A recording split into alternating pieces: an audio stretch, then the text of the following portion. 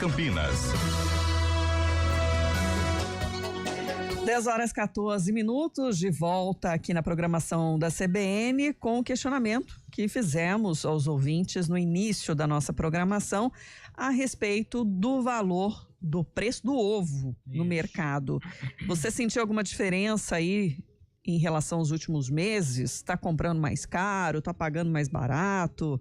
Já teve essa percepção ou nem compra tanto ovo assim para também ficar nesse monitoramento, hein? Pois é, a gente está falando sobre isso porque o preço do ovo pode cair, né, aqui no nosso país por conta das exportações. Mas antes disso, a Thalita Souza tá ao vivo no mercado municipal aqui de Campinas. E ela foi para lá porque a gente mandou ela ir ver quantas anda o preço do ovo no Mercadão.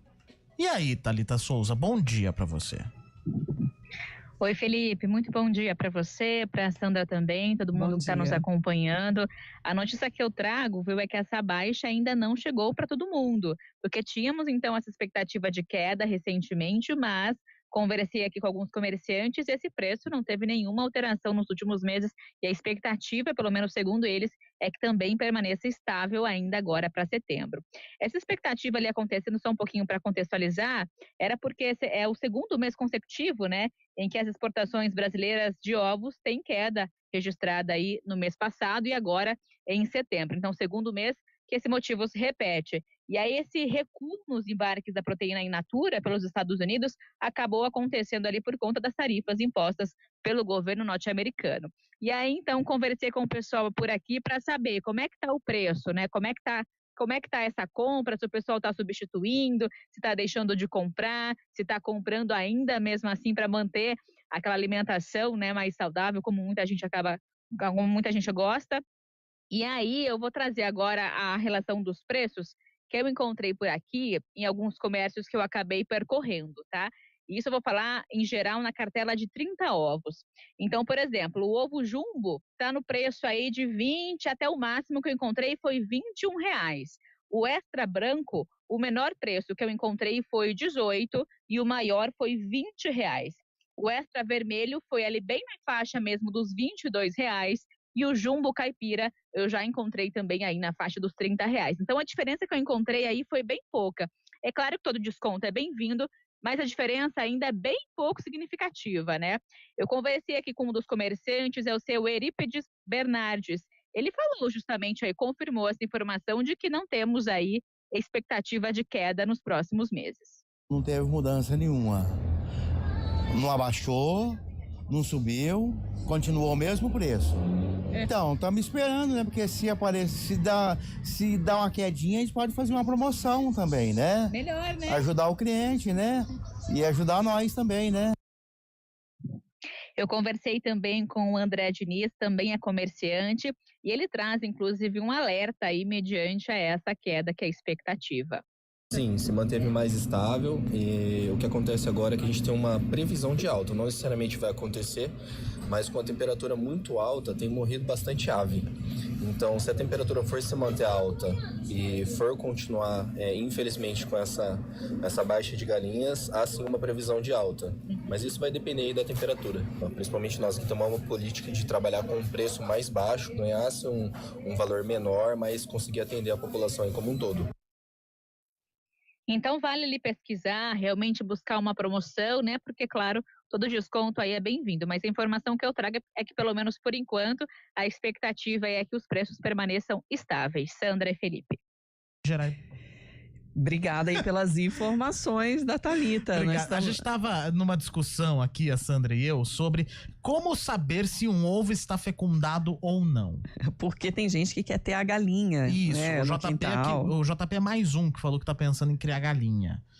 Então a gente estava pesquisando aqui, nós descobrimos o seguinte: primeiro você pode botar na luz o ovo, né, para ver se ele tá fecundado ou não. Dá pra saber se tiver algumas veias, alguma coisa assim, se a luz eventualmente não atravessar o ovo. Porém, ovos comprados no mercado não são fecundados, segundo a pesquisa que nós fizemos aqui, porque são produzidos em granjas em que as galinhas não têm contato com galos. Então, portanto, não há a fecundação.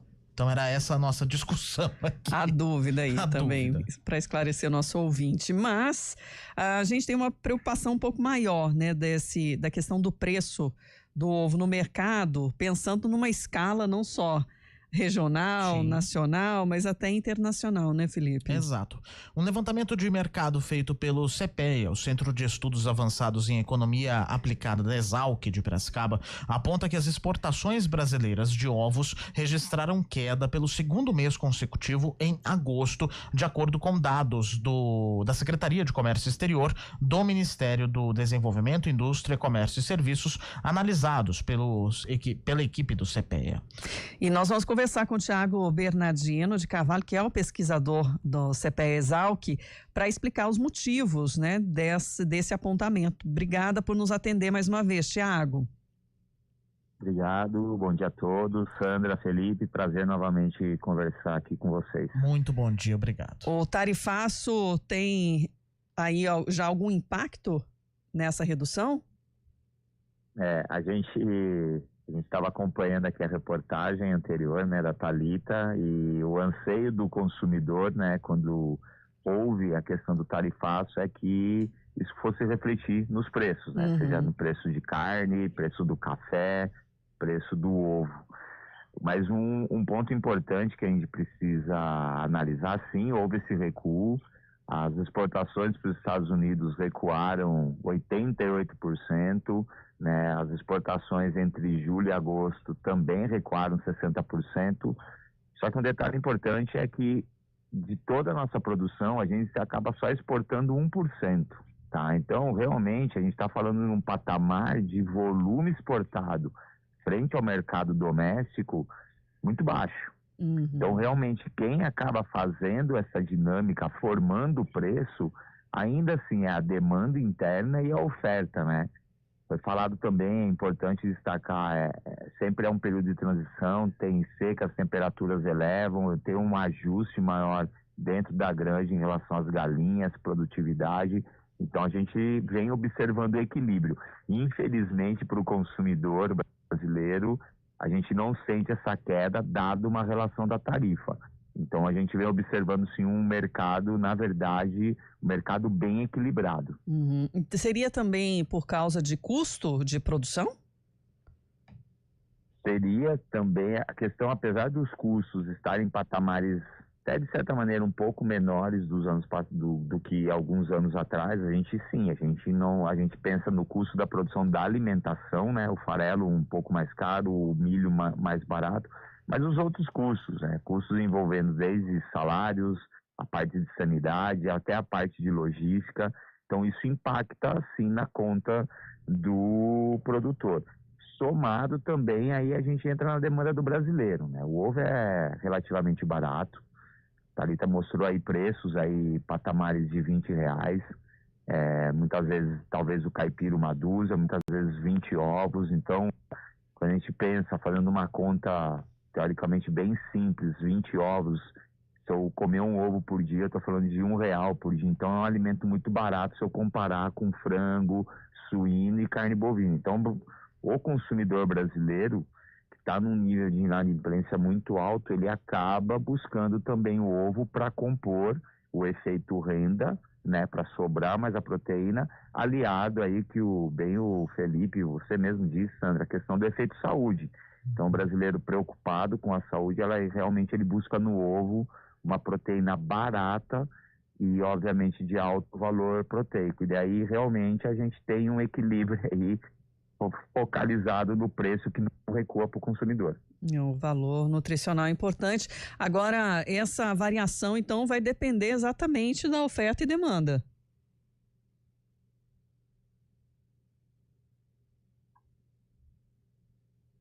Perdemos o contato. Thiago tá aí? Oscilando Tá a ligação. mas a gente retoma aqui a ligação com ele. Só para poder trazer em números, né, o que o Thiago tá falando aqui pra gente, em agosto desse ano, o Brasil embarcou 2.000 toneladas de ovos in natura e processados. Foi um volume 60% menor do que o registrado em julho. Só que, apesar da forte queda mensal, o número ainda é 72% maior do que o exportado em agosto do ano passado. O Japão assumiu o posto de principal comprador da proteína nacional no mês passado, com a aquisição de 578 toneladas. Foi um aumento aí em relação de 29%, aliás, em relação ao mês anterior. Só que no volume geral do ano de 2025, o ano ainda é positivo para os produtores. Por quê? O volume acumulado até agora já supera em 75% o total exportado em todo o ano passado. Tá? Então são números, a gente está falando de uma queda em relação às exportações, mas o mercado em si, ele ainda está pulsante e ainda está muito interessante para o produtor. É só uns desafios pontuais, né? Isso. Como o das barreiras tarifárias que a gente citou, embora um impacto muito menor, porque tem essa demanda interna. E aí eu perguntava para o Thiago exatamente, né, sobre a oferta e demanda que vai aí determinar a valorização desse produto no mercado, né, Thiago? Sim, a demanda, como interna, realmente ela é muito importante na formação do preço do ovo. A demanda externa, sim, também, né? Até a reportagem mostra mais de 75% a mais do que 2024. Então, a gente vem de um cenário muito positivo, né, em termos de demanda. Então, a gente também entra no segundo semestre, onde a gente tem, sim, um cenário de maior consumo, sobra renda para o consumidor brasileiro, e com isso, obviamente, eu tenho uma valorização nas cotações, ou melhor, um equilíbrio de cotações para o produtor e aí para o consumidor. E foi essa questão da renda que impactou nesse aumento em relação ao ano passado, ou teve algum outro fator? A gente teve um ajuste da produção, sim, né? A gente tem esse aumento das exportações, isso ajuda a enxugar a oferta e a renda do brasileiro, né? A gente tem uma renda real do brasileiro em níveis elevados, taxa de desemprego menor, então tem um fluxo de renda maior para o brasileiro, apesar da inadimplência, como eu falei, mas então esse fluxo financeiro, a renda, coloca mais consumidores diariamente consumindo ovo. Então, trazendo esse impacto aí no dia a dia e na alimentação. Thiago Bernardino de Carvalho, pesquisador do CPEA-ESAL, que agradeço por estar hoje com a gente, tirando nossas dúvidas. Não, eu que agradeço, é sempre muito bom aqui poder conversar com vocês, trazer essa informação e desmistificando aí a relação demanda-oferta, mas que nesse momento realmente vem mais ajustado em relação ao preço do ovo ao consumidor. Muito obrigado, viu, Thiago? Agora